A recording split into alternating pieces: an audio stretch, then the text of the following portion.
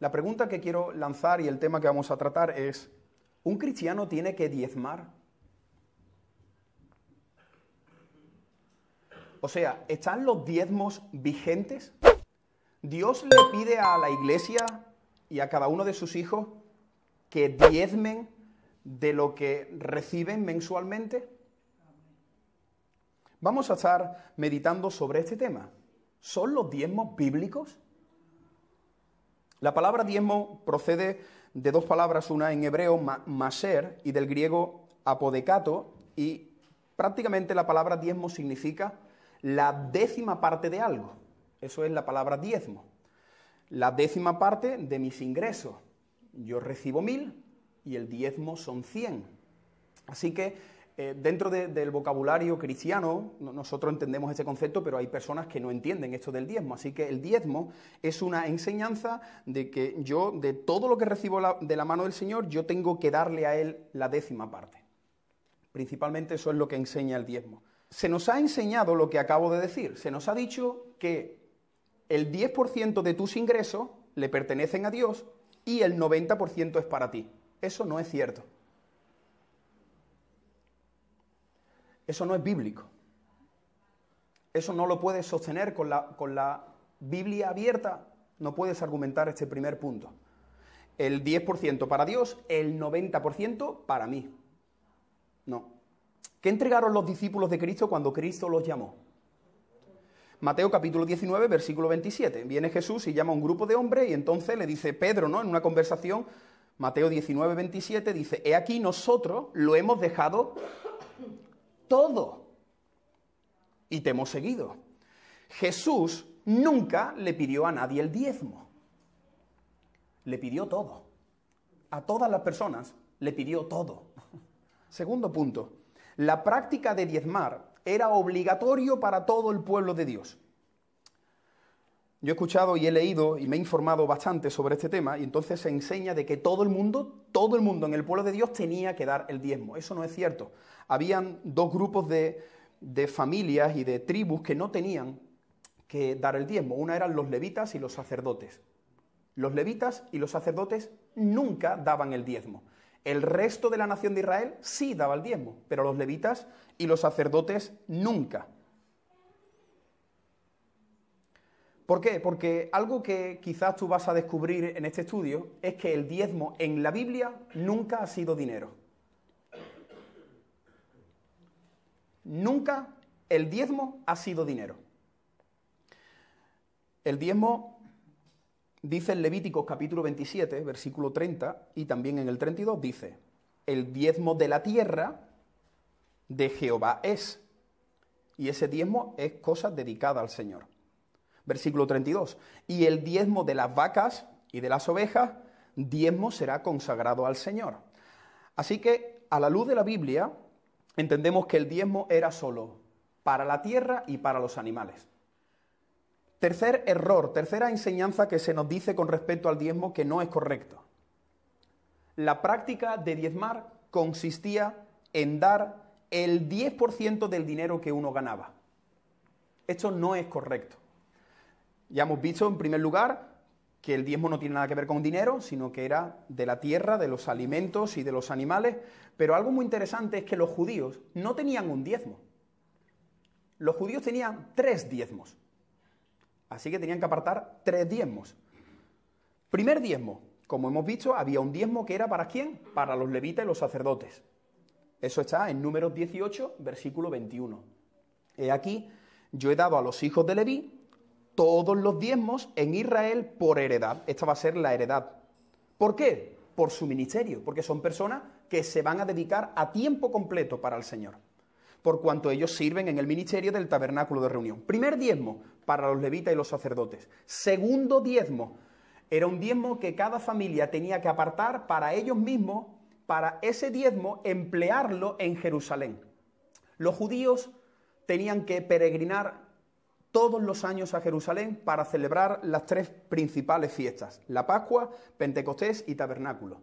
Tú tenías que estar en Jerusalén varios días o varias semanas. Entonces Dios dice, mira, quiero que apartes un diezmo y que ese diezmo lo utilices para adorarme a mí en Jerusalén. Números capítulo Deuteronomio, capítulo 14, versículos 22 y 23.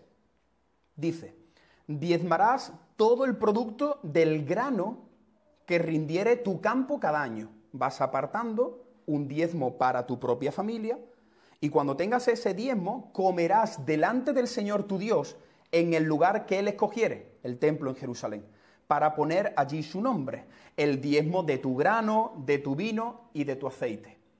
Así que los judíos entregaban un diezmo a los levitas y sacerdotes, tenían un segundo diezmo que lo iban acumulando para cuando hacían el viaje a Jerusalén, pues durante la trayectoria iban comiendo de ese diezmo, todo lo que habían ido ahorrando, lo disfrutaban y adoraban al Señor. Y el tercer diezmo, ellos daban 3 diezmos, no uno. El tercer diezmo era un diezmo que Israel entregaba para cubrir la necesidad de los pobres, de los extranjeros y de las viudas. Cuarto punto. Y esto es lo más terrible.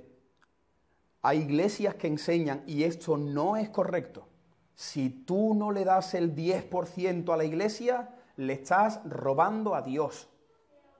¿Te suena esto de algo? ¿Lo has escuchado alguna vez por ahí? Quizás no aquí, pero ¿verdad que estas cosas se han escuchado desde los púlpitos? Le estás robando a Dios. ¿Y qué pasaje se utiliza para hablar de los diezmos? Pues el pasaje por excelencia del Antiguo Testamento, Malaquías capítulo 3. ¿Qué dice Malaquías? ¿Robará el hombre a Dios? Pues vosotros me habéis robado. Y dijisteis: Señor, ¿en qué te hemos robado? En vuestros diezmos y en vuestras ofrendas. Hermanos, la Biblia, para estudiarla bien, siempre hay que leer el contexto y saber a quién le está hablando, por qué está diciendo eso. Y Malaquías está hablando primero en el periodo del Antiguo Pacto. Es un libro que se encuentra en el Antiguo Testamento y eso es algo ya que tenemos que saber leer e interpretar. El diezmo era un impuesto nacional, era un impuesto. Todos los que estén en la tierra prometida, yo que soy el Señor, quiero que me deis los diezmos. Un impuesto. Yo os he salvado, os he sacado de la esclavitud a la libertad, estabais en el desierto y ahora tienes una parcela y una piscina, ¿vale? Pues el diezmo a mí, lo traes a la casa y no uno, vas a traer 3 diezmos. Esto es un impuesto, lo has recibido todo por gracia, pero yo te pido este diezmo. Así que era un impuesto, ¿sabéis por qué? Porque la nación de Israel era un reino teocrático. Eso significa que Dios era el rey. Ellos no tenían rey. Así que Dios dice: yo voy a ser vuestro rey, yo os pongo las normas. Ahora, ¿cómo se aplica Malaquías a nosotros? ¿Cómo se tiene que aplicar correctamente este pasaje a nosotros? Pues lo que enseña Mateo 22 y Romanos 13, Mateo 22 y Romanos 13, dice que nosotros tenemos que pagar nuestros impuestos a las autoridades que nos gobiernan. Esa es la aplicación de Malaquías para nosotros. ¿Quién es nuestro rey ahora? Pues nosotros ya tenemos un rey, tenemos unos gobernadores y ellos ponen las normas. Y aunque no te guste, la Biblia dice que te sometas a ellos. Así que hay de aquel creyente que hace trapicheo para no pagar los impuestos. Porque Malaquías ahora sí se aplica a ti. Le estás robando al gobierno. Quinto punto. Quinta enseñanza errónea sobre los diezmos. Dicen: el que no diezma le está robando, pero es que además los que no diezman están bajo una maldición. Como tú no diezmes, no te van a ir las cosas bien. Como tú no diezmes, Dios no te va a dar trabajo. Como tú no diezmes, no hay bendición, no hay... Qué triste que presentemos al Señor así. Cuando Dios es el más dador y el más generoso que existe. Dios nunca hace un trueque con el hombre. Dios da por gracia. Dios nunca te dice: dame 100 y yo te voy a dar 200. Nunca. Siguiente punto. Y este es uno de los que más peso tiene normalmente. Moisés, vale, es cierto, lo estoy entendiendo, se diezmó ahí en el tiempo de la tierra prometida, pero es que hay un pasaje muy claro que es el padre de la fe, Abraham, que él diezmó antes de la ley. Por ese motivo, como Abraham diezmó antes de la ley, nosotros en la actualidad también tenemos que hacerlo. ¿Entendéis la argumentación, no? Hubo alguien que diezmó antes de todo esto que acabo de explicar.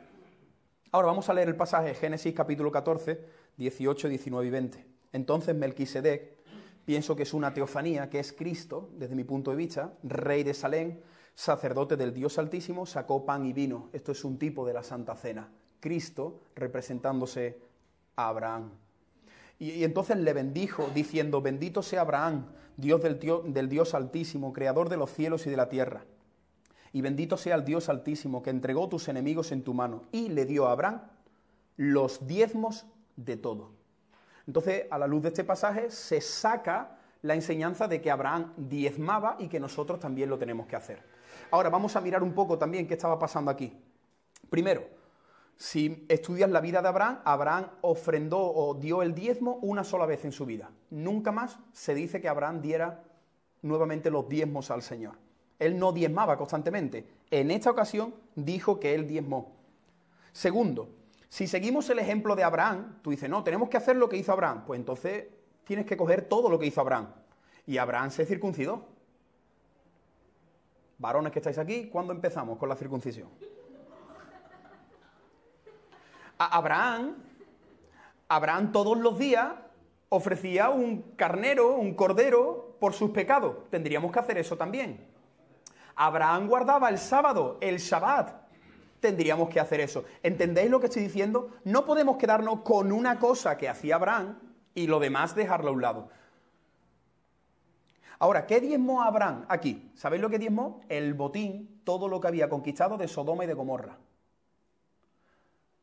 Dios fue a destruir, pero conquistó Sodoma y se llevaron todo lo que había de valor allí. Y de ese botín, Abraham entregó la 10ª parte. De ese botín entregó la 10ª parte. Séptimo punto, vale, Moisés, estás hablando del Antiguo Testamento, pero el Nuevo Testamento dice algo sobre el diezmo, ¿no? El Señor Jesucristo, este es el punto, dice en el Nuevo Testamento que tenemos que diezmar. ¿No te acuerdas de ese pasaje, Moisés? Sí, mirad, en el Nuevo Testamento solo hay un versículo que habla del diezmo. Solo un versículo. La regla de la hermenéutica, que es la regla que nos ayuda a interpretar la Biblia, dice que de un versículo no puedo sacar una doctrina. ¿Me seguís? De toda la Biblia, si solo tengo un versículo, no puedo hacer una doctrina de ese versículo. ¿Cuál es ese versículo? Mateo 23, 23. Jesús le dice a los escribas, fariseos, les dice, hipócritas, ¿por qué diezmáis la menta y el eneldo y el comino y dejáis lo más importante de la ley? La justicia, la misericordia y la fe. Esto era necesario hacer sin dejar de hacer aquello. Vamos a mirar un poco este pasaje. Primero, ¿a quién le está hablando?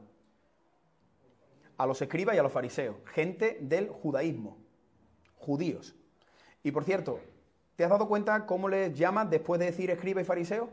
Hipócrita. ¿Tú te imaginas que Jesús queda contigo para tomar café y te mira a los ojos y te dice hipócrita? Ponme una más de azúcar. Qué tensión, ¿no? Pero es que Jesús no se cortaba un pelo, ¿eh? Nosotros que tenemos ese concepto del Dios amoroso, sí, Dios es amor, Jesús es bondadoso, pero que si te tiene que decir hipócrita, te lo dice y se queda tan pancho. Así que mira lo que está pasando aquí. Jesús le dice a estas personas que están diezmando, le dicen escribas, fariseos, hipócritas. Así que primero, parece ser que a Jesús no le está gustando lo que ellos están haciendo. Están diezmando, pero su corazón está muy lejos del corazón de Cristo. Y en segundo lugar, ¿te has dado cuenta de lo que están diezmando? Menta, eneldo y comino, productos de la tierra. Último punto. El Nuevo Testamento nunca anula el mandamiento de diezmar y por lo tanto debemos continuar con esta práctica. Esto no es cierto. Hay algunas personas que dicen, bueno, Moisés, es que en el Nuevo Testamento no se dice que no diezmemos. Entonces, como no se dice que no diezmemos, tenemos que seguir haciéndolo. A lo largo del Nuevo Testamento nunca vas a encontrar la palabra diezmo, solamente Mateo 23, 23. Y esto nos demuestra, con todo lo que he explicado durante esta primera parte, que esto era una ley ceremonial para un tiempo específico, para un grupo en particular. Pero ahora nosotros nos encontramos en el nuevo pacto. Una pregunta, ¿alguien quiere volver a esa dinámica? ¿Alguien quiere volver a la ley? Nosotros ahora estamos en el nuevo pacto, en la gracia. Eso dice Hebreos capítulo 8, versículo 13. Al decir nuevo pacto, ha dado por viejo al primero. El primer pacto ya es viejo, ahora hay un pacto nuevo. Y lo que se da por viejo se envejece y está próximo a desaparecer. Hermanos, si estamos entendiendo que al final el diezmo era para el templo, para los levitas, ¿no? Nosotros ahora no podemos dar ese diezmo porque ¿a dónde va ese diezmo? Ya no hay templo, ya no hay levitas. Hebreos capítulo 7, versículo 12 dice, porque cambiado el sacerdocio, necesario es que haya también un cambio de ley. ¿Lo entendéis? Como se ha cambiado el sacerdocio, ya no hay sacerdotes, Cristo es el sacerdote, entonces lo que estábamos haciendo hasta aquí, ahora hay que cambiarlo. Y esto es algo muy, muy interesante. Investiga, si no te lo crees. Tú sabes que los judíos son mucho más fanáticos de la ley que todos nosotros juntos. Yo he estado en Israel y ellos cuentan los pasos los sábados. ¿Tú sabes esto? Ellos no hacen trabajo el sábado. Ellos viven a rajatabla la ley. ¿Tú sabes que los judíos en la actualidad no diezman? Ellos no diezman. ¿Por qué no diezman? Porque no hay templo y porque después de la Segunda Guerra Mundial se perdieron los registros y no se sabe quién es sacerdote y quién es levita. Así que nosotros estamos haciendo algo que ni ellos mismos hacen. Ellos pagan un impuesto a la sinagoga, pagan unas cuotas para mantener la sinagoga, pero el concepto de diezmo no, porque lo que queda del templo es un muro.